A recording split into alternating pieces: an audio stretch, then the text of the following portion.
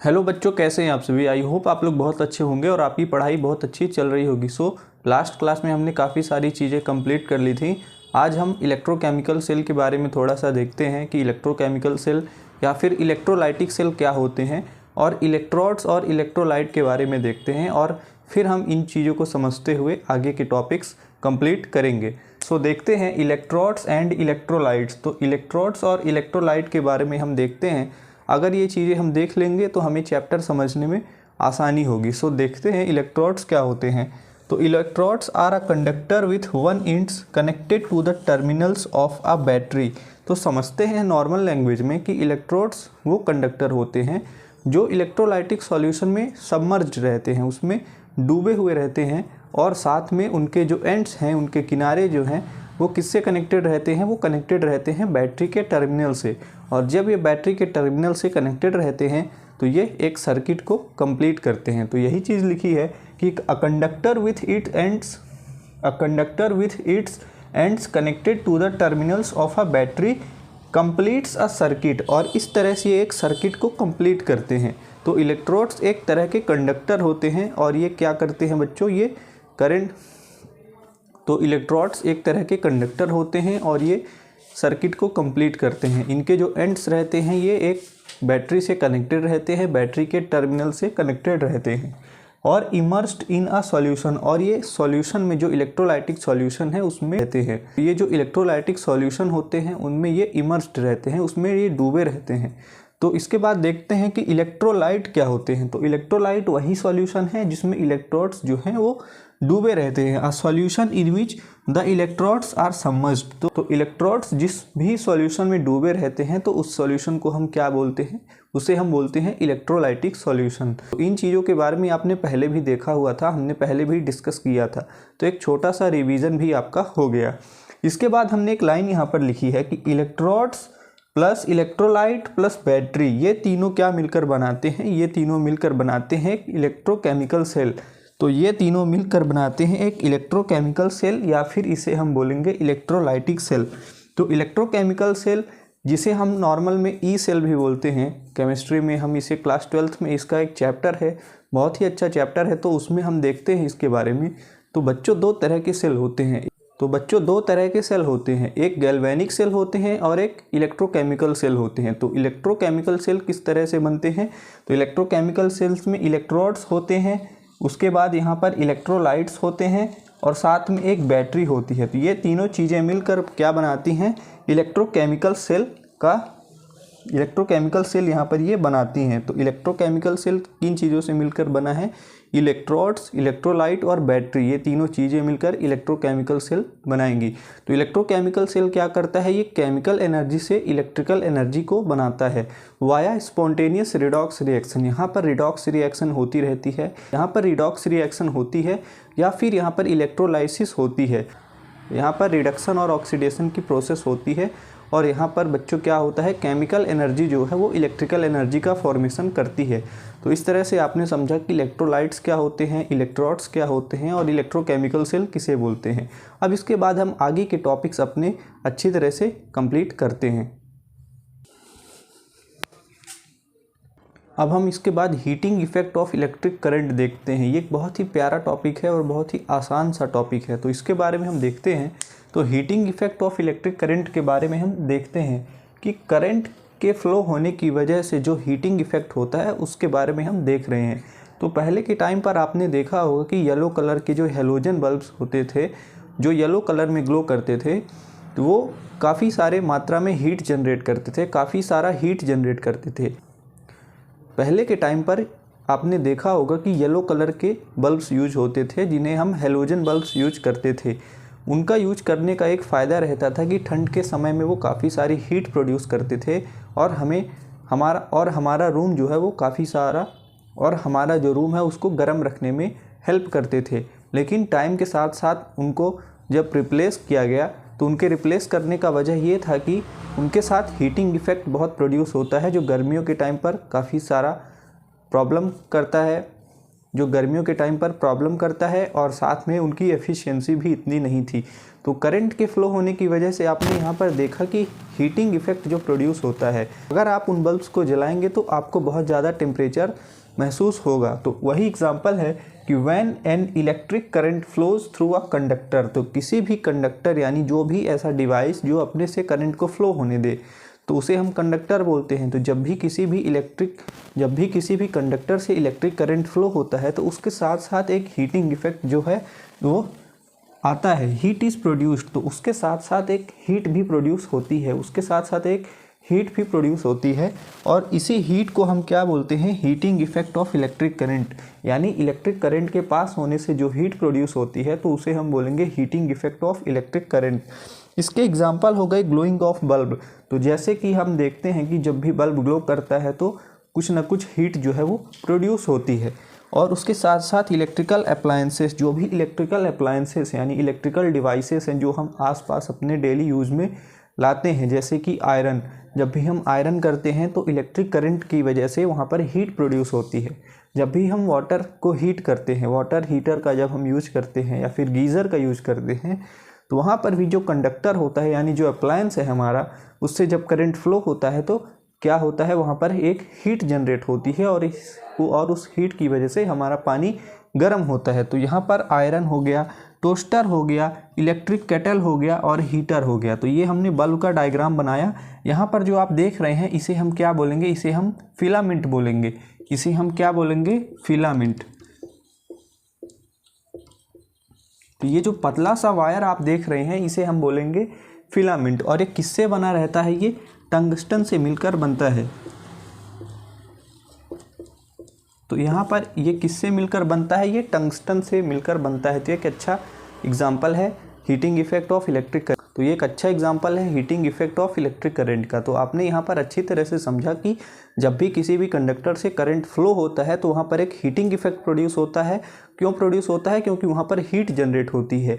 और उसके एग्जाम्पल हमने क्या देखे, उसके एग्जाम्पल देखे water heater, geyser, electrical appliances हो गए, जैसे बल्ब हो गया, हेलोजन बल्ब्स हो गया, जो भी आप अपने आसपास डेली यूज़ में चीज़ें लाते हैं और जहाँ पर वो इलेक्ट्रिक की वजह से, इलेक्ट्रिकल करंट की वजह से हीट प्रोड्यूस होती है, तो उसे हम एग्जाम्पल में ला सकते हैं। तो इसके बाद हम और अच्छे आगे के टॉपिक्स को डिस्कस करते हैं।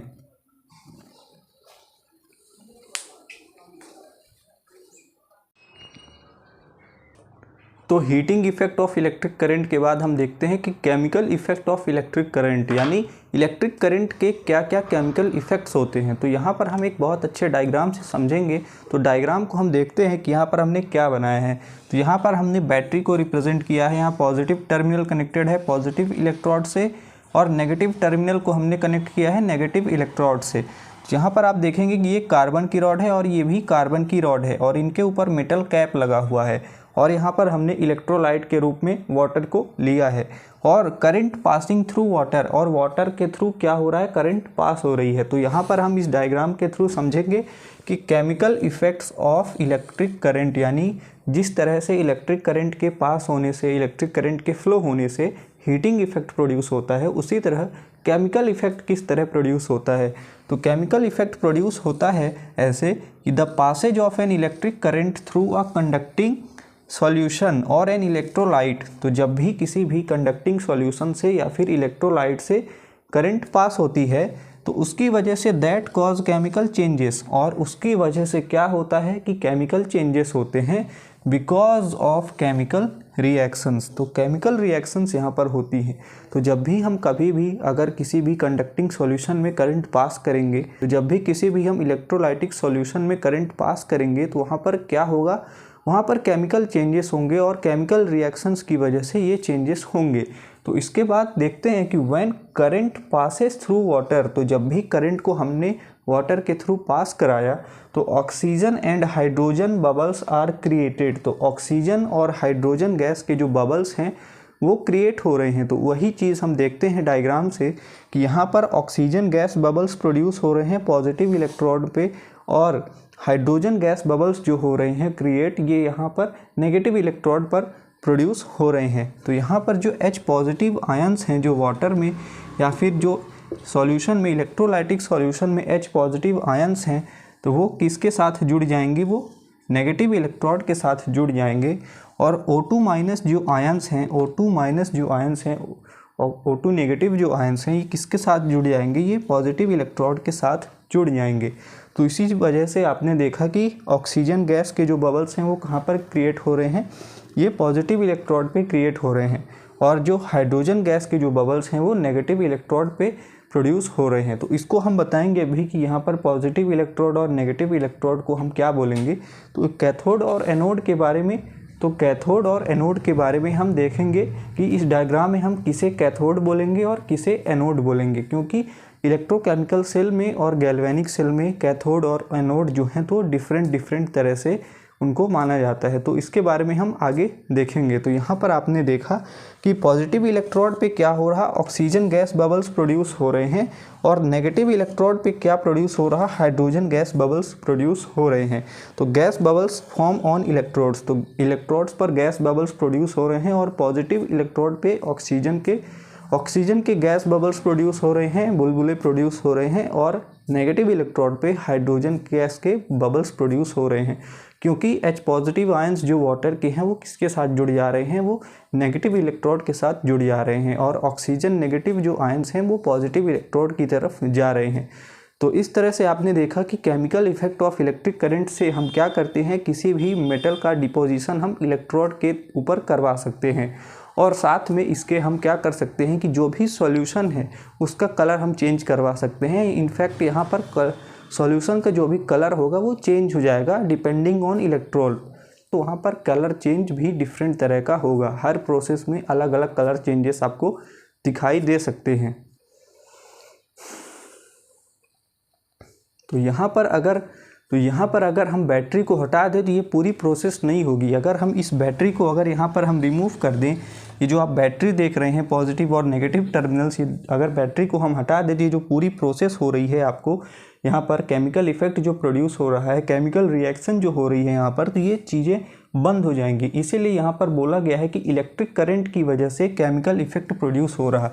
इलेक्ट्रिक करंट की वजह से यहाँ पर क्या प्रोड्यूस हो रहा, यहाँ पर केमिकल इफेक्ट प्रोड्यूस हो रहा, यहाँ पर इलेक्ट्रिक करंट की वजह से केमिकल इफेक्ट प्रोड्यूस हो रहा, इसीलिए हम इसे बोलेंगे chemical effect of electric current. तो इसके बारे में और चीज़ें हम अच्छी तरह से आगे देखते हैं।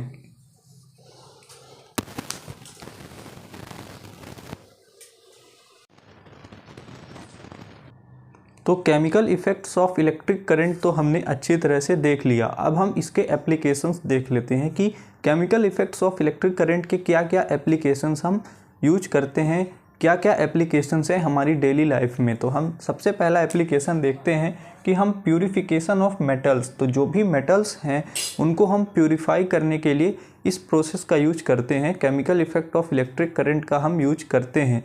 इसके बाद हम यूज करते हैं किसमें, प्रोडक्शन ऑफ कंपाउंड्स, तो जो भी कंपाउंड्स का प्रोडक्शन है, कॉम्प्लेक्स कंपाउंड्स जो भी केमिस्ट्री में बनाए जाते हैं, तो उनके प्रोडक्शन के लिए भी हम इस प्रोसेस का हम यूज करते हैं। इसके बाद हम डिकम्पोजिशन ऑफ कंपाउंड्स, तो कंपाउंड्स का प्रोडक्शन जिस तरह से हम करेंगे उसी तरह हम इसी प्रोसेस का यूज करके chemical effect of electric current का यूज करके हम क्या कर सकते हैं, यहाँ पर डिसोशिएट कर सकते हैं कंपाउंड्स को हम तोड़ सकते हैं। जैसा कि आपने देखा कि H2O को हमने तोड़ दिया था H पॉजिटिव और OH नेगेटिव आयंस में।